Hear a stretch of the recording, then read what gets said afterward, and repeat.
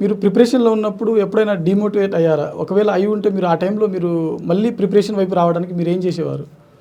ఖచ్చితంగా అండి. UPSC journey గానీ, గ్రూప్స్ కానీ మనకి కొంచెం అనీవెన్‌గా ఉంటుంది.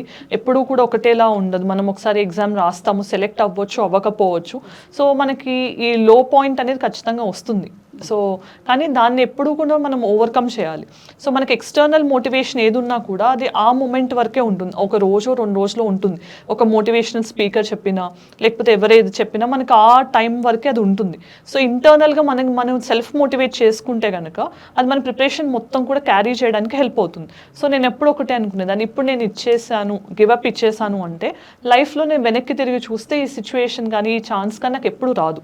సో, నేను ఇప్పుడు నా చేతుల్లో ఉన్న అవకాశాన్ని నేను పోగొట్టుకోకూడదు. దానికోసం నేను ఇంకొకసారి గట్టిగా ట్రై చేస్తాను. అయితే ఒక సంవత్సరం లేట్ అవ్వచ్చు, లేకపోతే 2 ఏళ్ళు అవ్వచ్చు. కానీ ఏదో ఒక రోజు ఖచ్చితంగా నేను కష్టపడితే ఫలితం వస్తుందని నమ్మాను. ఓకే. ప్రెజెంట్ మీరు ఆఫీసరు. ఒకప్పుడు మీరు ఆస్పిరెంట్.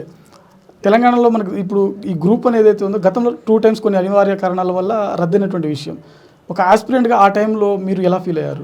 ఖచ్చితంగా బాధ అనిపిస్తుందండి. ఎందుకంటే ఒక ఆస్పిరెంట్ పెట్టాల్సిన ఎఫర్ట్ పెట్టి మేము ఎగ్జామ్ రాసి ఇంకొక స్టేజ్ ఆఫ్ ఎగ్జామినేషన్ ప్రిపేర్ అవుతున్నప్పుడు మేము చేయని తప్పుకి ఒక శిక్షలాగా మాకు పడినప్పుడు ఆ ఫీలింగ్ అనేది మేము వర్ణించలేము. సో, ఇలాంటి మిస్టేక్స్ అనేది గవర్నమెంట్ సైడ్ నుంచి కూడా లేకపోతే కమిషన్ సైడ్ నుంచి కూడా అవ్వకుండా జాగ్రత్తగా కండక్ట్ చేస్తే గనుక ఆస్పిరెంట్స్‌కి వాళ్ళ టైంని, వాళ్ళ ఎఫర్ట్స్‌ని మనం వాల్యూ చేసినట్టు అవుతుంది.